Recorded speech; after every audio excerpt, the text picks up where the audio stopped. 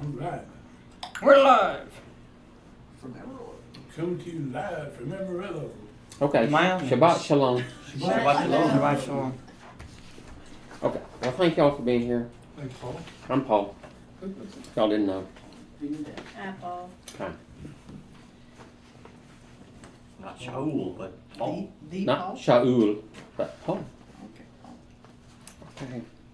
So did y'all have a happy Thanksgiving? We did. I don't celebrate it. Good Thanksgiving.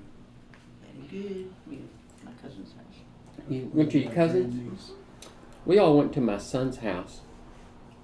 And we had, I guess, all of my family except the one that was sequestered. And Jocelyn didn't come. She decided she didn't want to go. Jocelyn's a little girl that we keep, our granddaughter. And then we had my daughter's in-laws. And we had one of my son's friends and his mother, because his wife always goes to Midland to celebrate with her family and he doesn't go. Are we messed up? Yeah, What's the matter? it's not 32. Hmm? It has 32 instead of 37. Yeah. Oh, that's my fault. Do push-ups. Yeah. they push up 30. Give me 10, okay. Or is it 50? Air Force is 10. 10? Oh. Yeah. That's like their No, max. there's something here. Marines is like 100. Mm-hmm. There's the Air Force. I don't think so. Okay. Well, let's begin by saying a blessing. Y'all know what the blessing's about? Keep it. Can you explain it to us? blessing? I always like that. We're sanctified by God's commandments. Do y'all think, what does sanctified mean? Set apart. Set apart. Different. Set apart. Different. So, all the churches that say that we're different, should they be keeping commandments so that they're set apart, so that they are different? Yes. I think so. Atheists don't keep Sabbath. They're set apart too. They're set apart too. Well, They're set apart for righteousness and they're set apart for destruction. well, God said He's set apart, so I mean, if we want to follow in His ways, shouldn't we be set apart as well? I think so. That's right. Okay. I mean, we claim we follow Him, so Well, let's begin by saying the blessing. Join me. Blessed art thou, Lord our God, King of the universe, who sanctifies us with our commandments, and commanded us to engross ourselves in the words of the Torah. And in Hebrew, Baruch atah Adonai Eloheinu melech haolam, asher kedeshanu b'mitzvotav, v'tzavanu le'asok b'devrei Torah. Okay.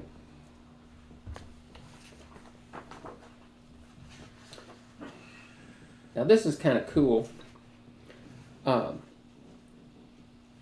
This Torah portion kind of has 5 sections. It starts out with Joseph's dreams. And Joseph is sold into slavery. And then there's this middle part.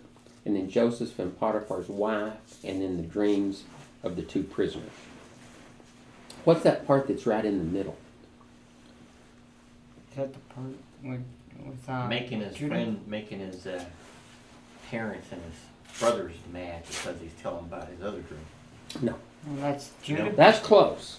But it's not no cigar. Tamar, and Judah and Tamar. Oh, I mean, it's kind of a non sequitur. They're going through all this stuff with Joseph. All of a sudden, it just Switches to. switches. Meanwhile, back at the ranch. And what's the salient part about that story?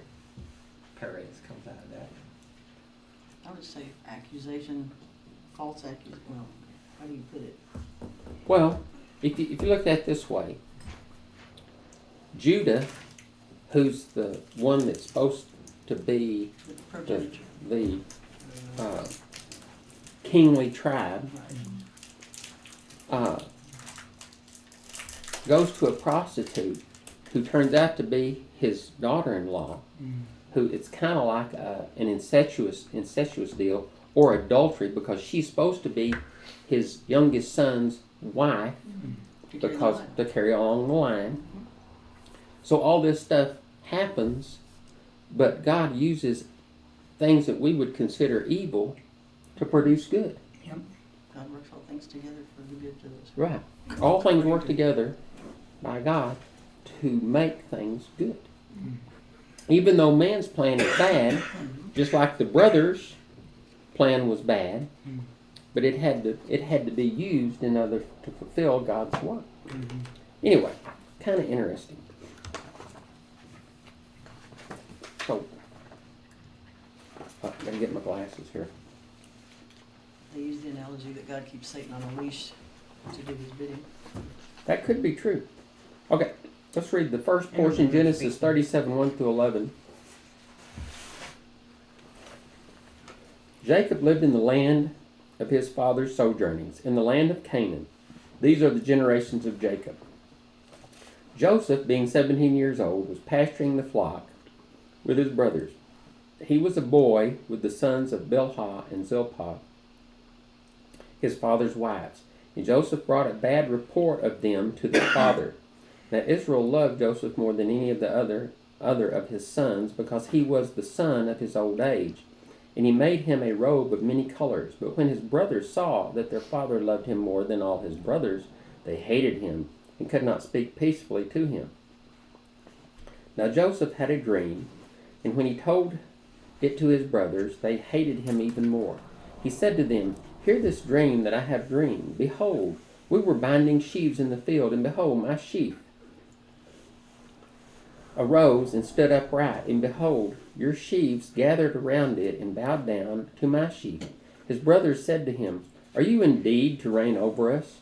Or are you indeed to rule? Over us?" So they hated him even more for his dreams and for his words. Then he dreamed another dream and told it to his brothers. "Behold, I have dreamed another dream. Behold, the sun, the moon, and the stars were bowing down to me." But when he told it to his father and to his brothers, his father rebuked him and said to him, "What is this dream that you have dreamed? Shall I and your mother and your brothers indeed come to bow ourselves to the ground before you?"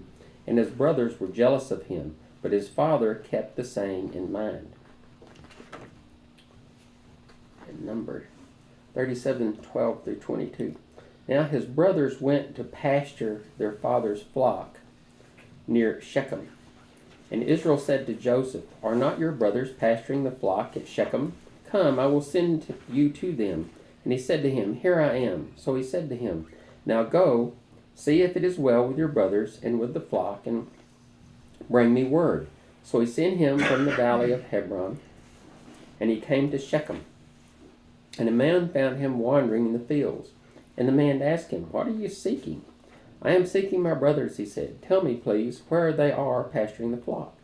And the man said, "They have gone away, for I heard them say, 'Let us go to Dothan.'" So Joseph went after his brothers and found them in Dothan. They saw him from afar, and before he came nearer to them, they conspired against to kill him. They said to one another, "Here comes this dreamer. Come now, let us kill him and throw him into one of the pits. Then we will say that a fierce animal has devoured him, and we'll see what will become of his dreams." But when Reuben heard it, he rescued him out of their hands, saying, "Let us not take his life." And Reuben said to them, "Shed no blood. Throw him into the pit here in the wilderness, but do not lay a hand on him, that he might rescue him out of their hand to restore him to their father." Number 3. I had volunteered to read number 3. Oh, Deborah wants to. Darrell was pointing at you, Deborah. That's fine. So when Joseph came to his brothers, they stripped him of his robe, the robe of many colors that he wore, and they took him and threw him in a pit. The pit was empty, there was no water in it. Then they sat down to eat, and looking up they saw a caravan of Ishmaelites coming from Gilead, with their camels bearing gum, balm, and myrrh on their way to carry it down to Egypt. Then Judah said to his brothers, "What profit is it if we kill our brother and conceal his blood? Come, let us sell him to the Ishmaelites, and let not our hand be upon him, for he is our brother, our own flesh." And his brothers listened to him. Then Midianite traders passed by, And they drew Joseph up and lifted him out of the pit and sold him to the Ishmaelites for 20 shekels of silver. They took Joseph to Egypt. When Reuben returned to the pit and saw that Joseph was not in the pit, he tore his clothes and returned to his brothers and said, "The boy is gone, and I, where shall I go?" Then they took Joseph's robe and slaughtered a goat and dipped the robe in the blood.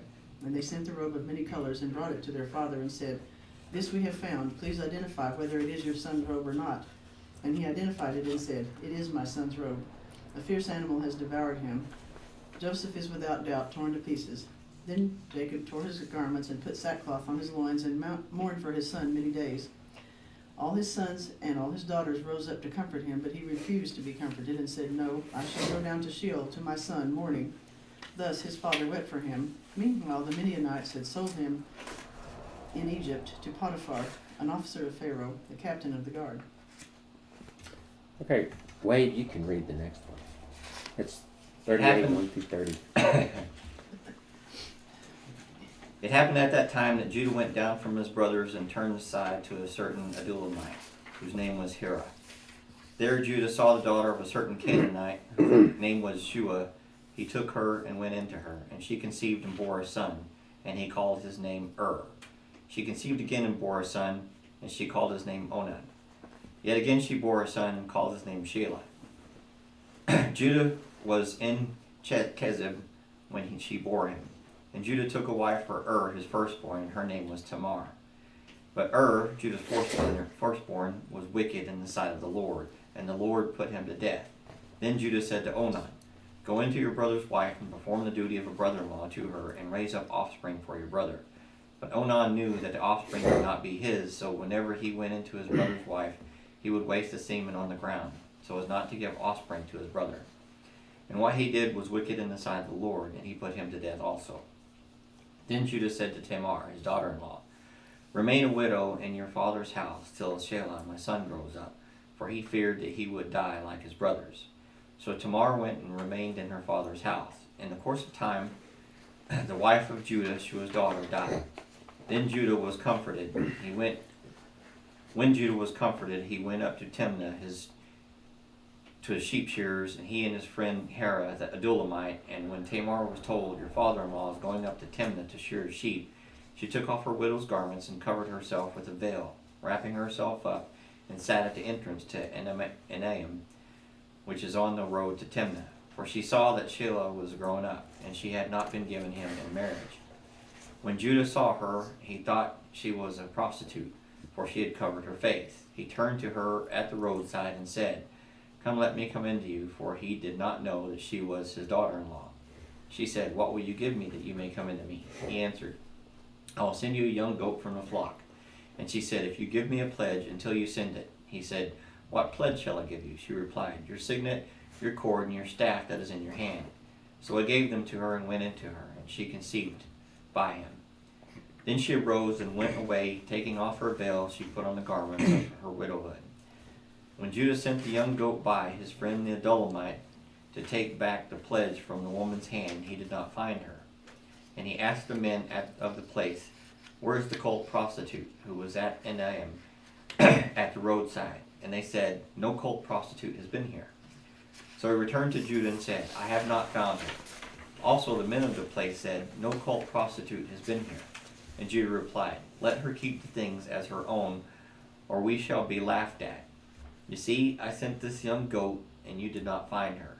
About 3 months later, Judah was told, "Tamar, your daughter-in-law, has been immoral. Moreover, she is pregnant by immorality." And Judah said, "Bring her out, and let her be burned." As she was being brought out, she sent word to her father-in-law, "By the man to whom these belong, I am pregnant." And she said, "Please identify whose these are, the signet and the cord and the staff." Then Judah identified them and said, "She is more righteous than I, since I did not give her to my son Shelah." And he did not know her again. When the time of her labor came, there were twins in her womb. And when she was in labor, one put out a hand, and the midwife took and tied a scarlet thread in it, saying, "This one came out first." But as he drew back his hand, behold, his brother came out. And she said, "What breach you have made for yourself." Therefore his name was called Perez. Afterward his brother came out with the scarlet thread in his hand, and his name was called Zerah. Thank you.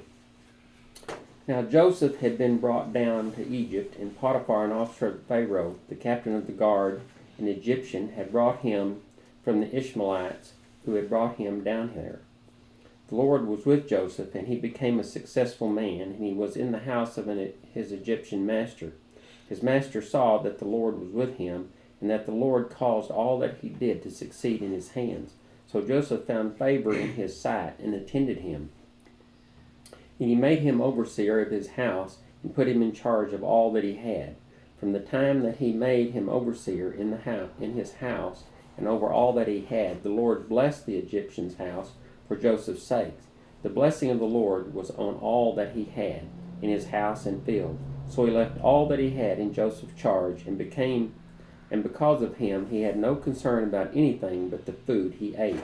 Now Joseph was handsome in form and appearance. So would you read number 6, please? And after a time his master's wife cast her eyes on Joseph and said, Lie with me. He refused and said to his master's wife, Behold, because of me, my master has no concern about anything in the house, and he has put everything that he has in my charge. He is not greater in this house than I am, nor has he kept back anything from me except you, because you are his wife. How then can I do this great wickedness and sin against God? And as she spoke to Joseph day after day, he would not listen to her, to lie beside her, or to be with her. But one day when he went into the house to do his work, and none of the men of the house were there in the house, she caught him by his garment, saying, Lie with me. But he left his garment in her hand and fled and got out of the house. And as soon as she saw that he had left his garment in her hand and had fled out of the house, she called to the men of her household and said to them, See, he has brought among us a Hebrew to laugh at us. He came in to me to lie with me, and I cried out with a loud voice. And as soon as he heard that I lifted my voice and cried out, he left his garment beside me and fled, got out of the house. Then she laid up his garment by her until his master came home, and she told him the same story, saying, The Hebrew servant whom you brought among us came in to me to laugh at me, but as soon as I lifted up my voice and cried, he left his garment beside me and fled out of the house. As soon as his master heard the words that his wife spoke to him, This is the way your servant treated me, his anger was kindled. And Joseph's master took him and put him into a prison, a place where the king's prisoners were confined, and he was there in prison. But the Lord was with Joseph and showed him steadfast love, and gave him favor in the sight of the keeper of the prison. And the keeper of the prison put Joseph in charge of all the prisoners who were in the prison. Whatever was done there, he was the one who did it. The keeper of the prison paid no attention to anything that was in Joseph's charge, because the Lord was with him. Whatever he did, the Lord made it succeed. Sometime after this, the cupbearer of the king of Egypt and his baker committed an offense against their lord, the king of Egypt. And Pharaoh was angry with his 2 officers, the chief cupbearer and the chief baker, and he put them in custody in the house of the captain of the guard, in the prison where Joseph was confined. The captain of the guard appointed Joseph to be with them, and he attended them. They continued for some time in custody. But one night they both dreamed, the cupbearer and the baker of the king of Egypt, who were confined in the prison, each his own dream, and each dream with its own interpretation. When Joseph came to them in the morning, he saw that they were troubled. So he asked Pharaoh's officers who were with him in custody in his master's house, Why are your faces downcast today? And they said to him, We have had dreams, and there is no one to interpret them. And Joseph said to them, Do not interpretations belong to God? Please tell them to me. So the chief cupbearer told his dream to Joseph and said to him, In my dream there was a vine before me, and on the vine there were 3 branches. So as soon as it budded, its blossoms shot forth, and the clusters ripened into grapes. Pharaoh's cup was in my hand, and I took the grapes and pressed them into Pharaoh's cup, and placed the cup in Pharaoh's hand. Then Joseph said to him, "This is the interpretation. The 3 branches are 3 days. In 3 days Pharaoh will lift up your head and restore you to your office, and you shall place Pharaoh's cup in his hand as formerly, when you were his cupbearer. Only remember me when it is well with you, and please do me the kindness to mention me to Pharaoh. And so get me out of this house, for I was indeed stolen out of the land of the Hebrews. And here also I have done nothing that they should put me into the pit." When the chief baker saw that the interpretation was favorable, he said to Joseph, "I also had a dream. There were three cake baskets on my head. And in the uppermost basket there were all sorts of baked food for Pharaoh, but the birds were eating it out of the basket on my head." And Joseph answered and said, "This is its interpretation. The 3 baskets are 3 days. In 3 days Pharaoh will lift up your head and hang you on a tree, and the birds will eat the flesh from you." On the 3rd day, which was Pharaoh's birthday, he made a feast for all his servants, and lifted up the head of the chief cupbearer and the head of the chief baker among his servants. He restored the chief cupbearer to his position, and he placed the cup in Pharaoh's hand. But he hanged the chief baker, as Joseph had interpreted to them. Yet the chief cupbearer did not remember Joseph, but forgot him. According to God's time. Yeah, But it can't wasn't. trust those bakers. I don't think he slept very well after that. Probably not. Okay. Why did Jacob dwell in Hebron, in Canaan? There's water there. Water? Well, That's where God told him to. earlier we read that he went to Hebron and Esau went to the land of Seir. Yeah. The Torah repeats that Jacob settled in the land of Canaan where his father lived. So, most people think that alludes that he went there because his father would protect him from Esau. You know, when Jacob first stole the blessing, what did Esau say? He said, "Soon my father will die, and then I'll kill him." Well, it wasn't soon. It's been how many years? 40. About 35, Well, 40. he went there and served 20 years. Okay. 7 for each wife and 6 for the flock. So he's there 20 years, and his father's still alive when he comes back.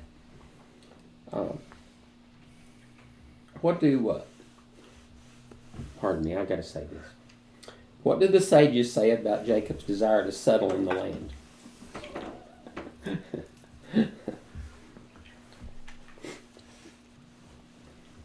I don't know the sages.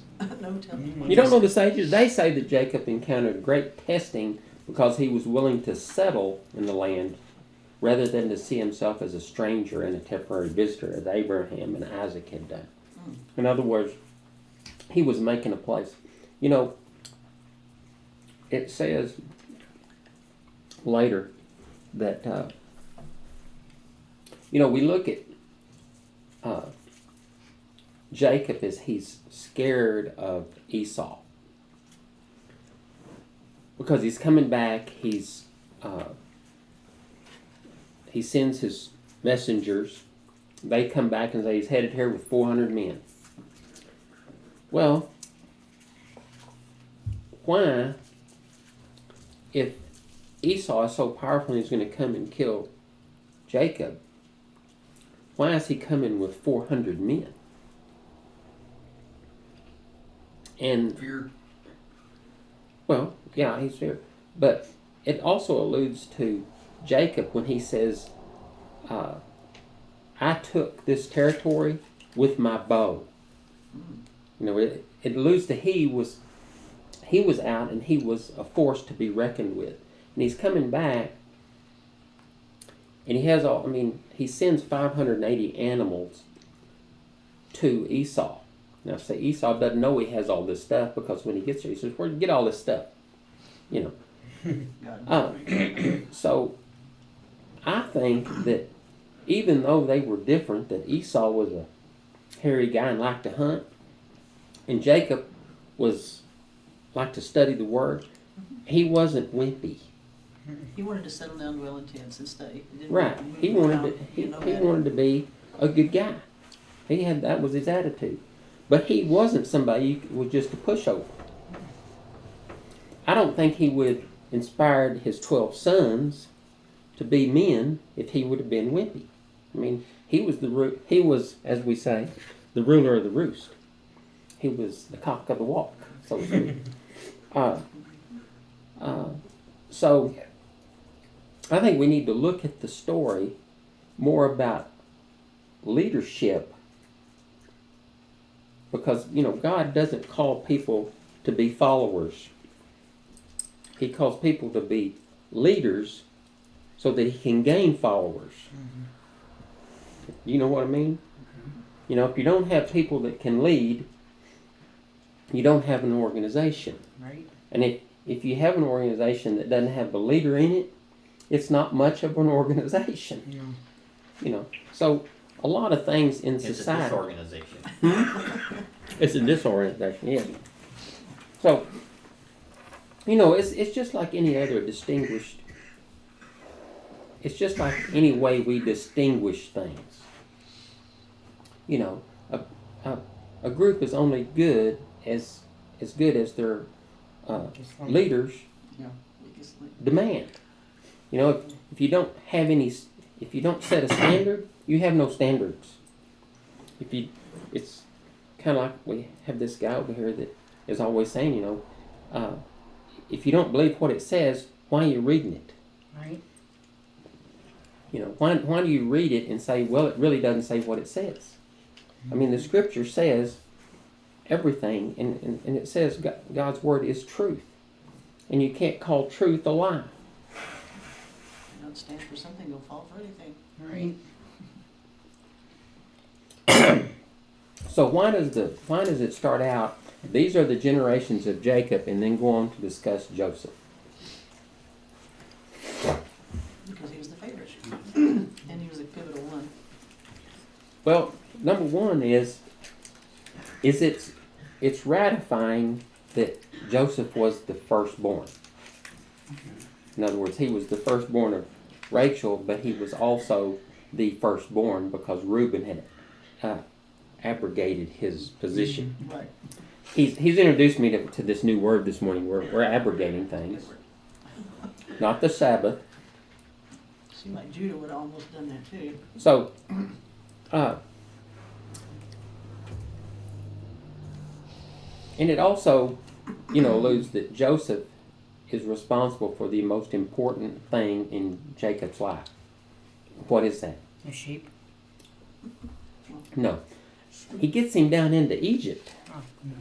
And what happens in Egypt? They survived the famine, for one thing. Well, that's where they become a nation. If they don't go to Egypt, they don't fulfill the prophecy that they come out of Egypt and they plunder the Egyptians. Because that is the prophecy. I mean, he tells Abraham, your descendants are going to go into Egypt, but they're going to come out a great nation. So that's the way he gets it. stuff. So, what was Joseph's job in the family? He was kind of being used as an administrator.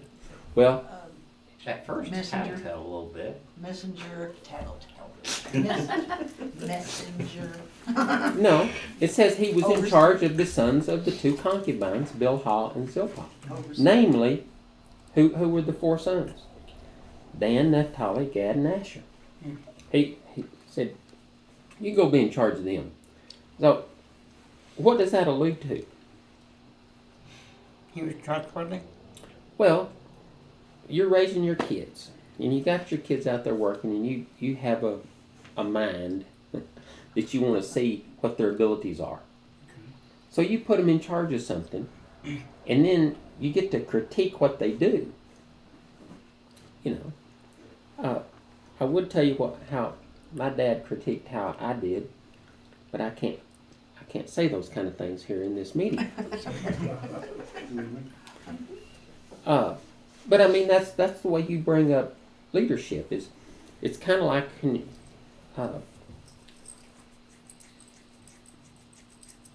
one of the men I've worked with in the past was a retired general, and he was talking about leadership. And he says, well, he said, it's just like in boot camp. He said, you got a group of guys that are going through boot camp, and you separate them out, and then you give them a project to do, and then the leader will be revealed in the group.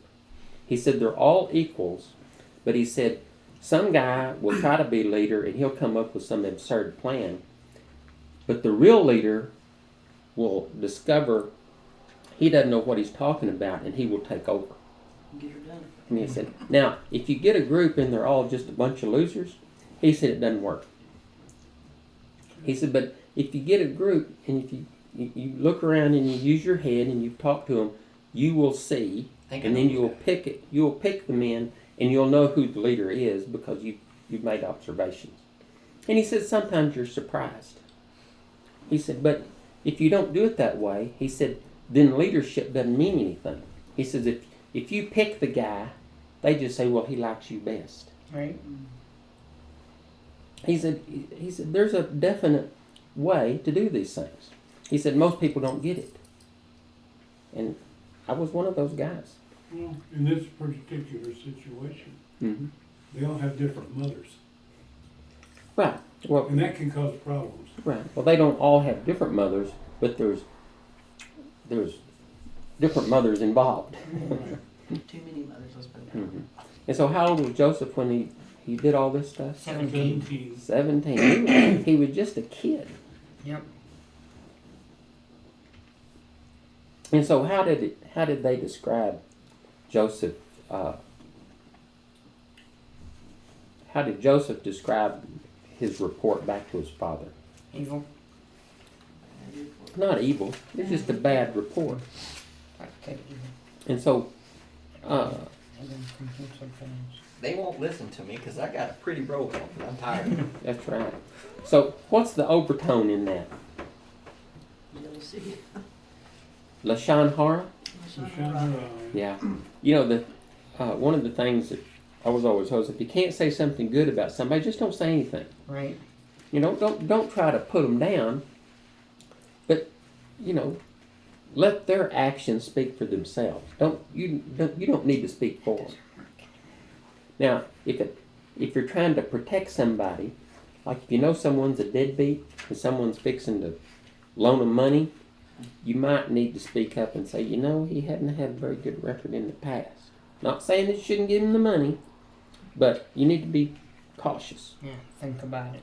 You know, you need to think about it. But, you know, it's not that you need to live your life in a vacuum and think that what you do and what you don't do isn't going to make a difference.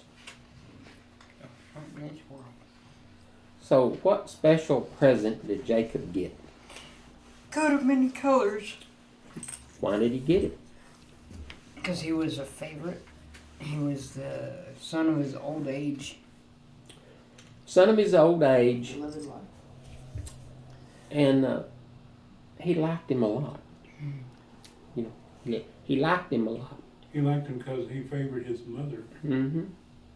Well, you know, and I know that makes a difference, but you ever been around somebody that was, and I've told the story a bunch of times, a natural leader that everybody likes. And it's not that you like them, but they say and they do the right things. And they give you reasons that are not absurd of why you should do things. And I worked for a guy like that one time. It was the best, one of the best experiences of my life, because it really showed me what good leadership could do. So, the brothers hated Joseph, right? Mm-hmm. But why did they hate him? Because he was a favorite. Well, because they understood that Jacob loved him more but they didn't understand that he stood out. Maybe they did, and that's what made them more jealous. So, what are some of the parallels between Joseph and Jacob? Did y'all ever think about the parallels of Jacob and Joseph? Brothers Wow. hate him. I've got them here. List some of the ways.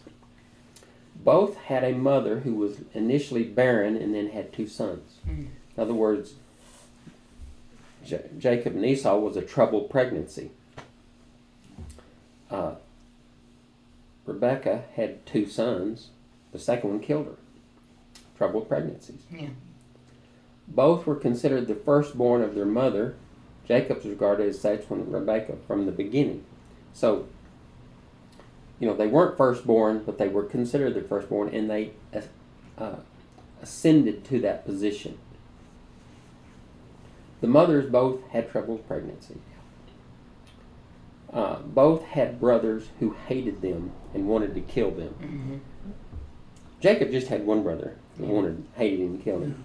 He had 10 brothers that wanted to kill him. I mean, he had a 10 portion there.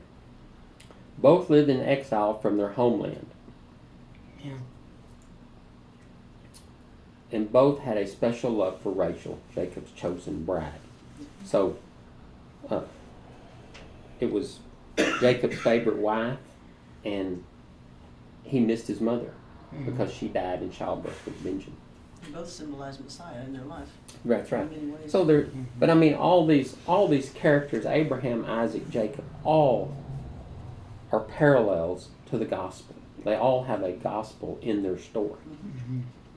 They're all redeeming figures.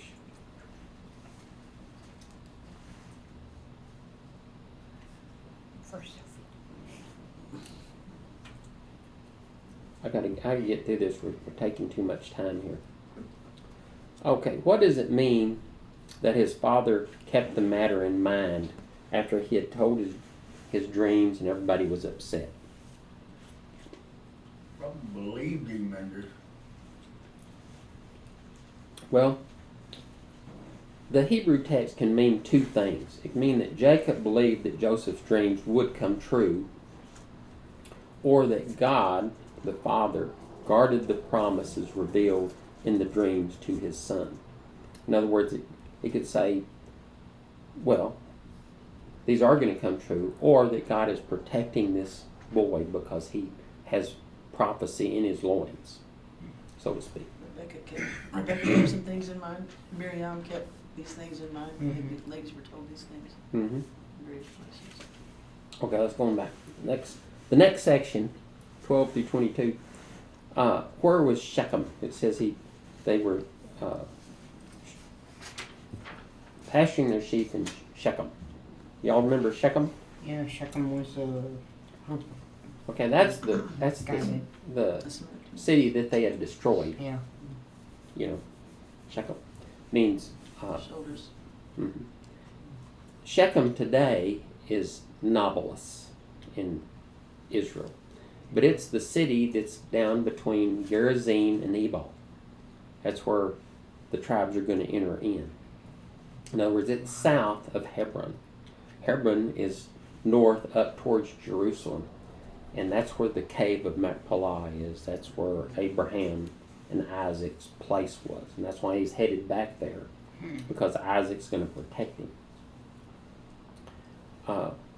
Is it near the Golan Heights? Hebron?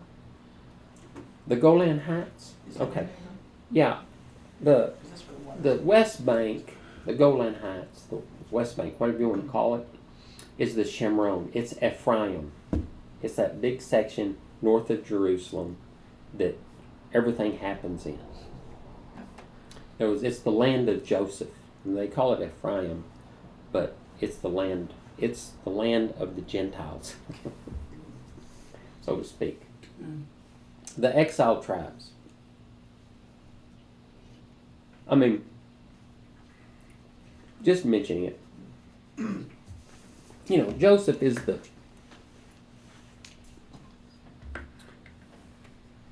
is a complex character because he's a Gentile that goes into the land of the Egyptians and restores his brothers to prominence. It's the same with Yeshua. He's the Jewish Gentile figure. In other words, the Jewish people call Jesus a Gentile. Most of them don't even know he was Jewish. Right. It's like James Tour. He grew up in New York City. I mean, he was around, but he didn't even, when he heard the gospel story, he said, I didn't even know there was a claim on the table. He thought Jesus was Catholic. Yeah, he said, I had no idea. He said it was you couldn't even mention it unless you wanted to get slapped down.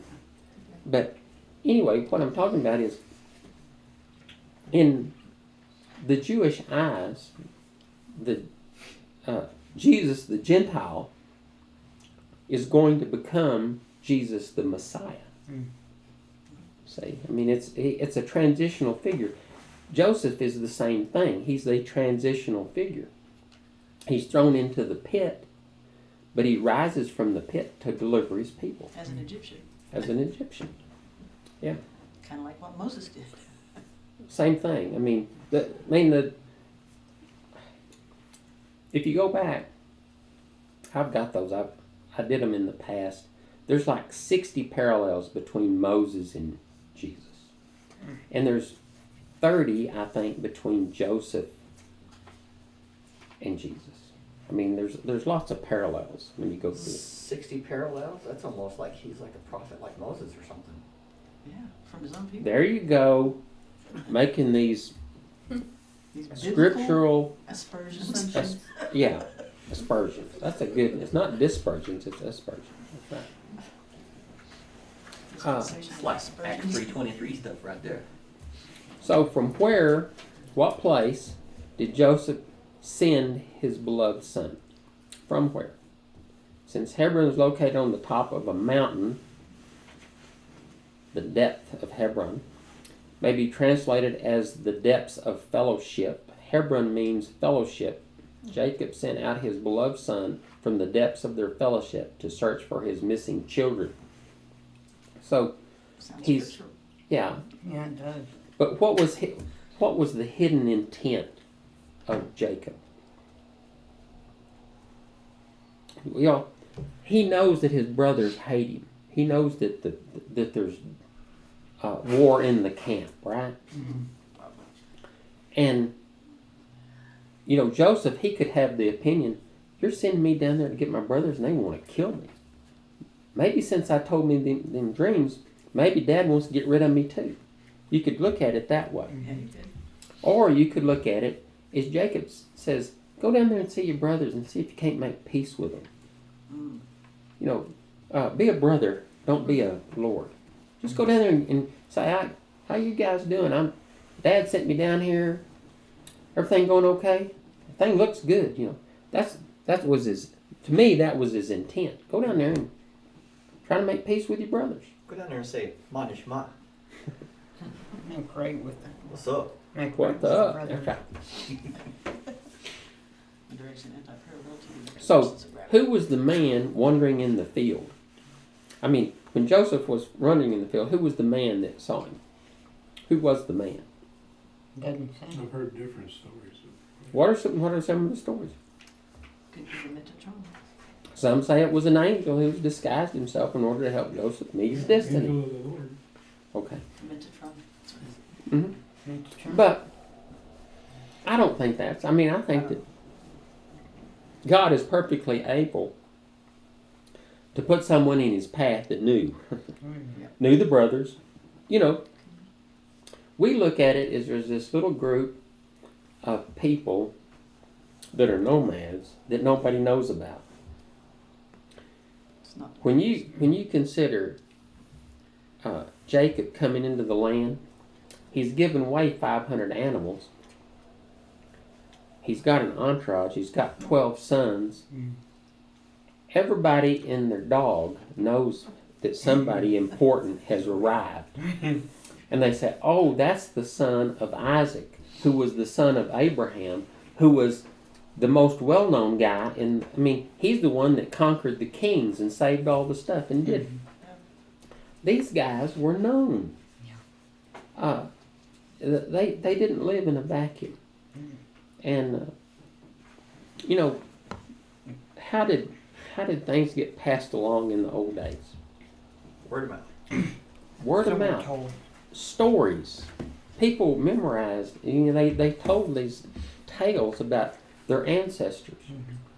And my opinion is that these men were talked about all the time Probably. in that society. Kind of like the superstars of their time. Mm-hmm. I can't What- figure out the word for book. What did the man say to Joseph? Panah. Not like Facebook. What did this man first say to Joseph? You don't know where they went. Where are you looking for? Who are you looking for? No, he asked Joseph what he sought, and Joseph realized he was seeking the love of his brothers. He said, "What are you looking for?" And it alludes to the fact that Joseph was looking for the love of his brothers. So does Yeshua. Mm-hmm. That's right. That's the whole point I'm getting at. Is that that's what Yeshua is in the world for. He's looking for the love of his brothers. He's looking for those that love him and keep his commandments and want to be part of his kingdom. He doesn't want to alienate. He wants to unite. Restore. He wants to unite. Is that how we know that we love him? That we keep his commandments? I've heard that said before. I can't It seems remember. like I've read that. I somewhere. think it seems like I've read that. Like in the Epistle of John, I think it's. That's pretty, yeah. I think that's where it is. Like 1 John 5:4. Yeah, 1 John 5. Right in there somewhere. Okay. Note the dedication of Joseph. He chose to keep looking for his brothers despite blundering about in the fields. In other words, he must have had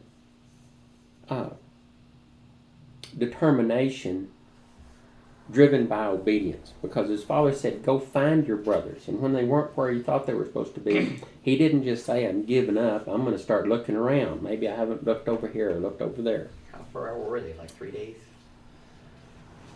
Well, it's probably 60 miles. So if you could travel That's 20 about miles 3 a day, 20 miles a day. Hoofing Yeah. it. yeah. And people back in the day, He didn't exactly have arch-supported hiking boots either. Or a donkey. yeah, Well, but he had soft We don't know if he had a sand. donkey or not. yeah, but he grew up Hoofing it. hoofing it. Yeah, yeah. And he might have had a camel. You can't ever tell. He might have been, camel jockey. Camel jockey. Bicycle. So when his brothers saw him, what did they say? Here comes that dreamer. Well, they immediately said, let's kill him. Yeah, they said that dreamer. We walk all the way out here and he still show up. Come on. So who said, here comes the master of dreams? In other words, he didn't say, here comes that dreamer. He said, here comes the Baal of dreamers, the Lord of dreams, the master of dreams. Yeah, tradition says it was Simeon and Levi who said this to one another. Hebrew says, one man said to the other. It says, one said to another, but in the Hebrew it says, one man said to the other, here comes the master of dreamers. Maybe each of them said to the other too. They could all be Yeah, I've saying. heard you need to keep those two tribes busy. Yeah. So the brother said, here comes the master, the Baal of dreamers. Let's kill him, throw him into one of these pits. Then we will say that a fierce animal had devoured him, and we will see what will become of his dreams. And what did the Holy Spirit say? I don't think so, Tim. It said, "Let us see whose word will prove true, yours or mine." Right. Do you think the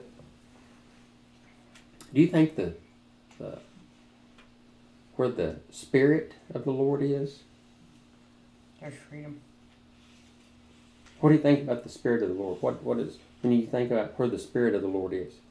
There's freedom. Well, I think it's where the Spirit of the Lord is what works in people's lives to make a difference in the world. They make a difference in their lives too. Right. Conscience. And I think it, even though people say absurd things, just like Joseph's brothers said absurd things, the Spirit of the Lord says, you may say and think what you want, but my will be done, not yours. And even though people say that commandments have been done away with and that things aren't done, God's Spirit doesn't say that. It says, you may say it, but I'm going to use it to make good come from things. So maybe It says something like His Spirit will cause you to be careful to obey His rules. right. It's like You need to be careful to obey His rules because nobody wants to call God a liar. It's like the old saying goes. It said, "Men make plans and God laughs at their plans." Okay, we're just running way out of time. Who saved Joseph's life by saying throw him into the pit? Reuben. Reuben didn't. Reuben rose to the occasion. He was redeeming himself and doing his best, even though he didn't do a great job. Okay, I'm going to skip a lot of this stuff.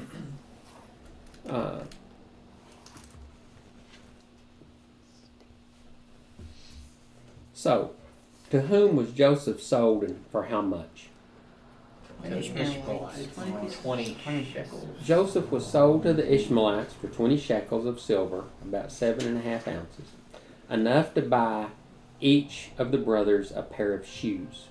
Inflation wasn't bad. The Ishmaelites later sold him to the Midianites, who in turn sold him to Potiphar.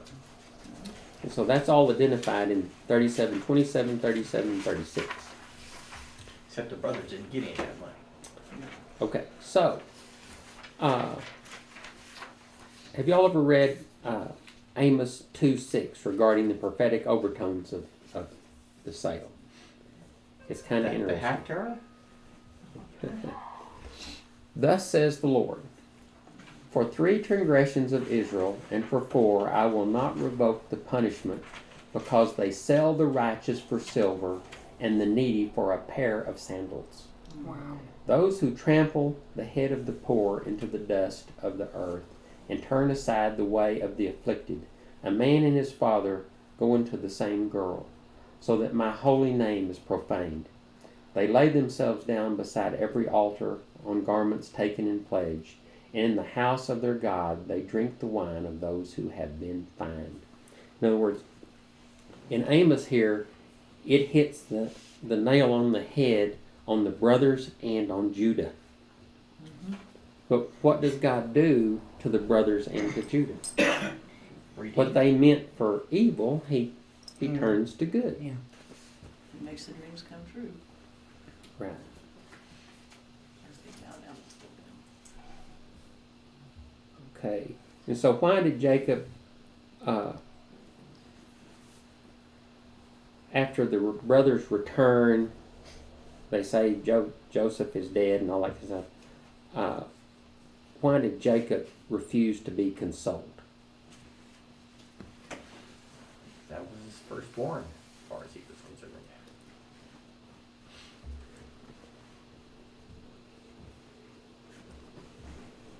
He didn't have him, no habeas corpus from one Right. thing. Well, had Benjamin been born at that time? No, So actually, Yeah, Jacob. Joseph was his only son by Rachel. No. No, Benjamin was there. No, Benjamin was already. We covered that last week. Benjamin goes- He was the son. He was the son of affliction and the son of the right hand. So he was there, and that's the reason that, Because she died bearing him. Yeah. you're right. I mean, the thing about it is that was one of the driving factors in Joseph's redemption of his brothers, because he said, they threw me in the pit. What did they do with my brother? Right. Because he has ascended to the next position.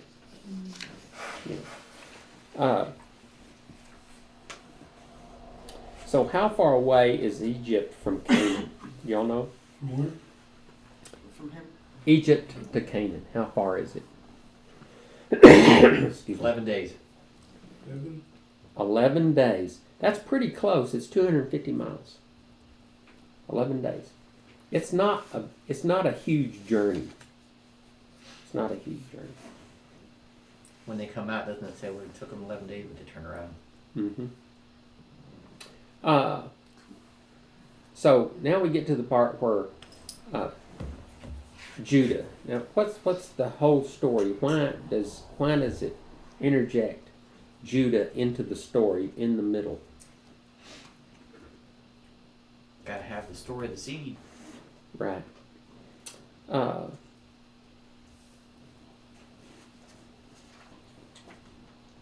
a line gonna come out of that, fella.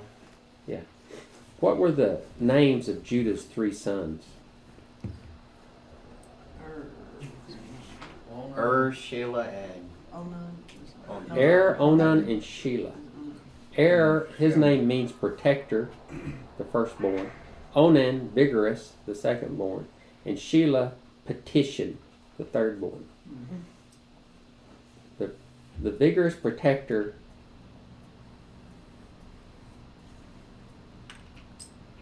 of the petition.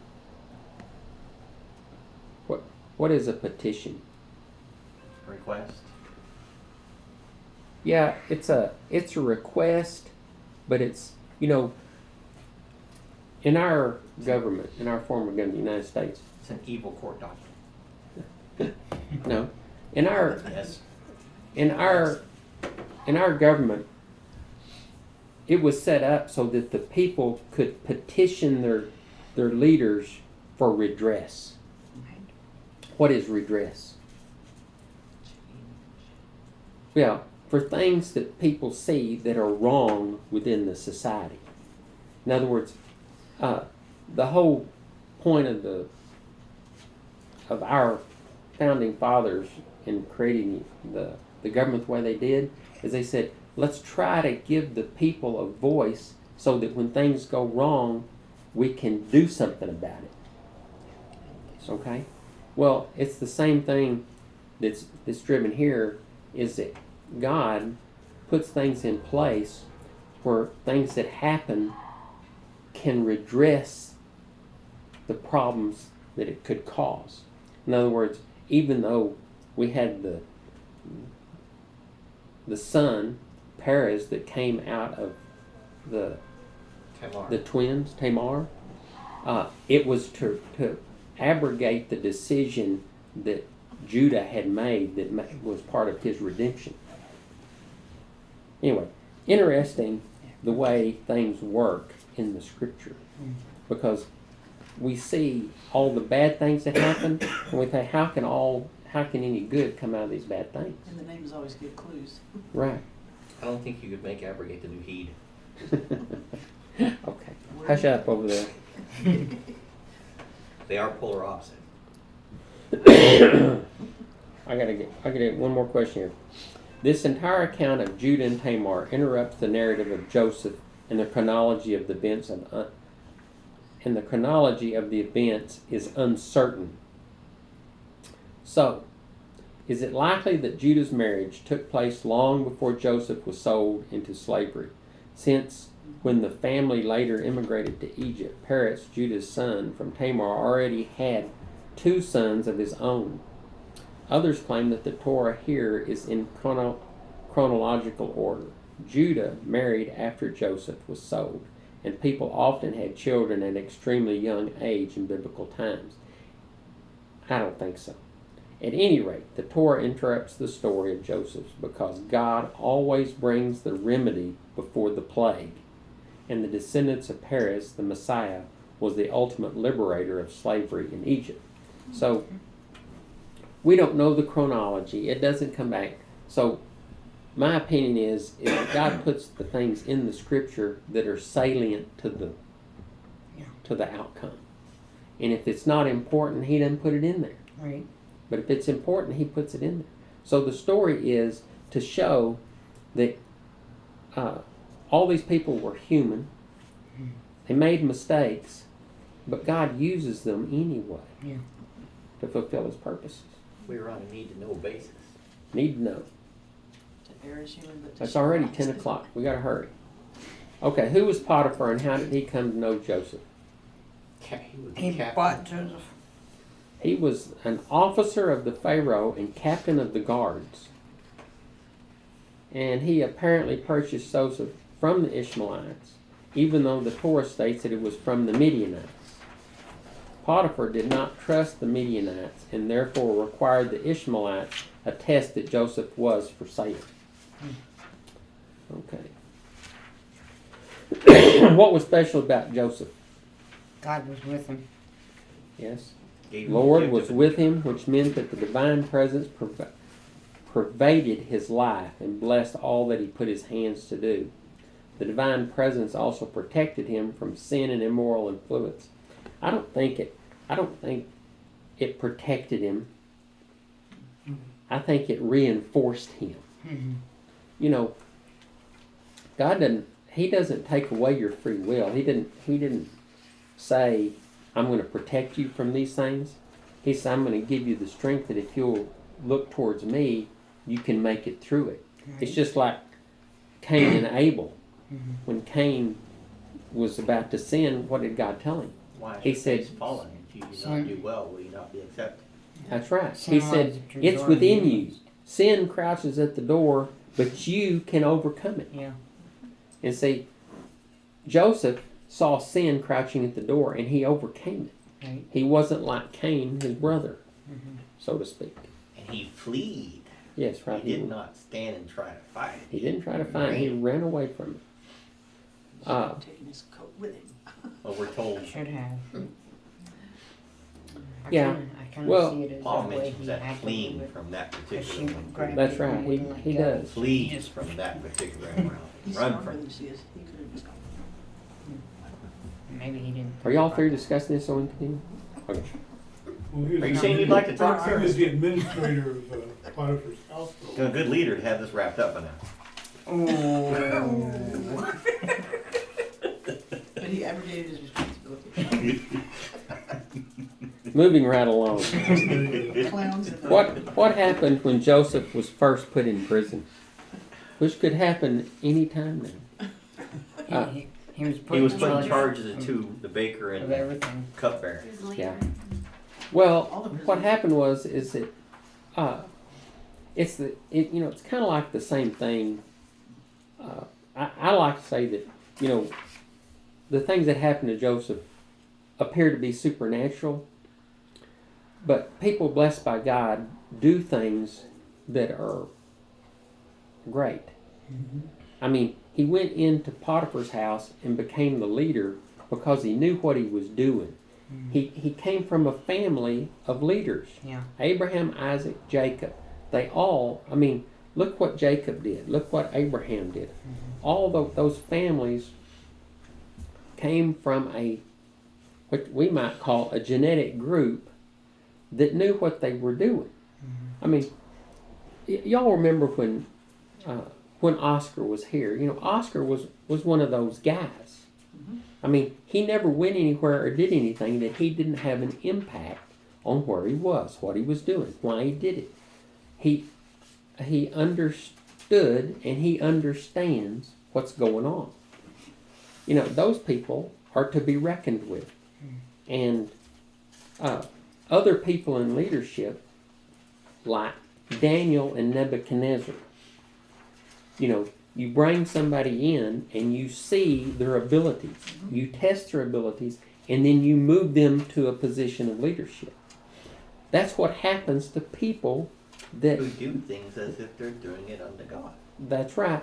But they know what they're doing. They're shown favor in the eyes of men. That's right. And people like it when you take responsibility, some of the weight off of them, and you get these leaders that'll take up some of the slack. Yeah. Yeah, standing around saying, wasn't me, ain't how it works. Well, it just reminds me of what old Jordan Peterson says, where he says that the square root of the number of people in an organization do half the work. So if you got 100 people that are at work, 10 of them are doing half of the work. Like if you're in nursing and you've got 50 nurses, 7 of them are the ones that get stuff done. Mm-hmm. And the others are looking around, looking for those 7 to tell them what to do. Or watching movies. Yeah, or whatever. Are earning a paycheck, But- period. But Or that's, looking to find one of those 7 so they can go do something else. yeah. And the deal is if you interview the 50 people that are working, they all know who does the work. Mm-hmm. And those 7 people understand that. They know if we don't get it done, it ain't gonna get done. I So- also know all the bad guys. Yeah. And that's one of the things that just surprises me. Okay. So why did the woman finally grab Joseph's tunic? That's one of the questions. He's in the house, he's doing all the stuff. Why did she grab the tunic? Because she wanted him. She probably wanted to use it to how come I'm at a loss for words? To bribe him with, to force him to coerce. Yeah. I got this. I'm gonna tell on you. You need to do what I say. Yeah. Well, it was kind of like an act of desperation too. Yeah. Uh, I can she's, she was frustrated. I've done everything I could to get this guy, and he just. But Maybe her husband was like Judah, who was out hunting around where he shouldn't have been. well, the thing about it is Joseph was kind of in the lion's den. He'd gone into the house and nobody else was in there, Yeah. and he should have known better. He should have known better. But she was trying to take advantage. She probably arranged it where she got rid of everybody at the house where he came in and do his stuff. Then she sprang her trap, Yeah. and when it didn't work, Ticked her off. that's when things went downhill. She cried wolf anyway. He ended up in prison, and things were looking up after that, right? not kind of. Down in the pit again. So, in the genealogy of the Messiah, given in Matthew 1 through 16, only 4 women besides Mary are explicitly named. So they're Tamar, Rahab, Ruth, Nailed. and Bathsheba. Yeah, Ruth is the salient one. Yeah. Just, So Tamar, who seduced her father, the father of her late husband, Rahab, a prostitute, Ruth, a Moabitess, and Bathsheba, the wife of Uriah, an adulteress, are all the ones that are mentioned by name. It's crazy. And Ruth says, chauvinistic. but Ruth said, entreat me not to leave you, or turn back from following after you. For wherever you go, I will go, and wherever you lodge, I will lodge. Your people shall be my people, and your God my God. So, and after that, Ruth was used as a blame. May your house be like the house of Perez, whom Tamar bore to Judah, because of the offspring of the Lord will give you from this young woman. In other words, Ruth was blessed as if she was in the line from the beginning. And in Bathsheba, in 2 Kings it says, go immediately to the king and say to him, do you not know my lord, O king? Swear to your maidservant, saying, assuredly your son Solomon shall reign after me. In Hebrews it says, by faith the harlot Rahab did not perish with those who did not believe when she had received the spies with peace. In other words, all these women did things because they knew that what they were doing was important. It established their line, and it kept their seed alive. So, okay, so I can finish up now because I finally got to Calvin. You know what? What, And Calvin? I did this for today. I did this in the past, but it's good. We don't trust the government. No. We don't trust the legal system. No. We don't trust the media, No. for sure. And we don't trust each other. To a point. We've undermined all authority, and with it, the basis for replacing it. Well, Calvin really had it on the ball, don't you think? I think he's a Republican. I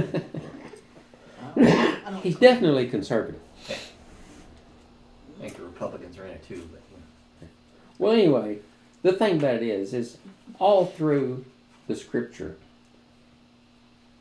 things are based on trust. The brothers didn't trust each other. But if you, next week when we look at Joseph and his relationship with his brothers, a lot of people say, how did he know, or why did he do this, why that? I think Joseph knew everything that was going on because he saw the dreams. I can't see Calvin. Do what? We can't see Calvin on the screen, You can't see Calvin on the screen? on YouTube. I see it over here. This is what I'm getting on YouTube. Just, anyway, that's okay, go ahead. I can see it on here. It's been recorded correctly, so when it comes out, it'll show it. This is live, I know. but okay. but he's memory. I'm Memorex over here. No, the thing about Joseph is that he saw the dreams of the sheaves. What do the dreams of the sheaves allude to when they come back? He knows that his brothers are going to come to him for food. Mm-hmm. Okay, They're gonna need something he got. right. And so when he has the dream of the sun, moon, and stars, what is he? And everybody's bowing down to him. What does he know? He knows that his family's going to come to him as a leader in absolute authority. Okay, so he sees these dreams. He's interpreted the dreams of the baker, and when they come to him, he says, only God gives revelation to what dreams mean. It alludes to the fact that God has revealed those dreams to him, saying, what I've told you is going to happen for good is going to happen to you. These things are going to happen. And when they were fulfilled, it reinforced that to him, that he knew what was going to happen. So, He trusted in the Lord? yes. What a concept. And see, it bleeds through all the way to Pharaoh when he sees what's going on, and he sees when he says, you need to choose a man that's wise and does all these things. And what does Pharaoh say? We have the guy right here in our midst. Yep. And so he wasn't in a vacuum. I mean, he was the leader in Potiphar's house, who was captain of the guard. He was leader in the prison and is completely in charge of the prison. He interpreted the dreams. And so when it gets to Pharaoh, Pharaoh is evidently a leader in a great country, and he knows all this stuff, and he says, this is the guy. Mm-hmm. He's been put in this place for this position. So anyway, Everywhere he goes, he turns up roses. that's right. All right. So next week, we're going to do maquettes at the end. So, Not hot cats, but Good morning in German. okay. yes. Well, let's finish with a blessing, real quick. Blessed art thou, Lord our God, King of the universe, who gave us the Torah of truth, Yeshua our Messiah, and set everlasting life in our midst. Blessed art thou, O Lord, giver of the Torah. And in Hebrew, Baruch atah Adonai Eloheinu, melech haolam, asher natan lanu Torah emet, Yeshua Meshikenu, Bekayi olam natah lekikenu, Baruch atah Adonai Noti ha-Torah. Great peace have those who love your law. Nothing can make them stumble. I put a new one in here. Whoever walks with the wise becomes wise, but the companion of fools will suffer harm. Disaster pursues sinners, but the righteous are rewarded with good. A good man leaves an inheritance to his children, but the sinner's wealth is laid up for the righteous. So what it says is that how you live your life matters. What's the next one? The way of the wicked is like deep darkness. They do not know what makes them stumble. Do not think that I have come to abolish the law or the prophets. I have not come to abolish them, but to fulfill them. For truly I say to you, until heaven and earth pass away, not one iota, not one dot will pass from the law until all is accomplished. Has all been accomplished? Nope. Have the sun and the moon disappeared? No. Then all of God's law is still in effect. Amen. New heaven and new earth, God first passed away, don't get here until Revelation 21:1. That's right. Just saying. Enter by the narrow gate. Narrow. For the gate is wide and the way is easy that leads to destruction, and those who enter by it are many.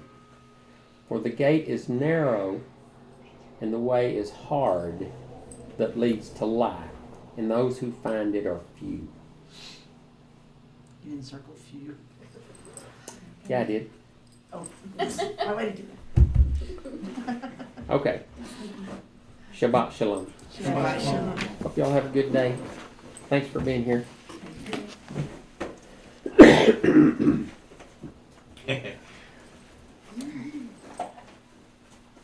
I heard of it. I got another one for you. You got another one? I heard an interesting. No, I sent somebody a picture or a live feed video, Mm-hmm. It's beautiful. but I've got something else for that. Okay.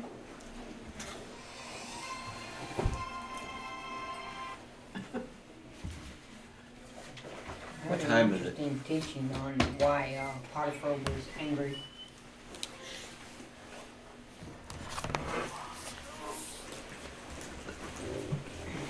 Get the stuff put up here.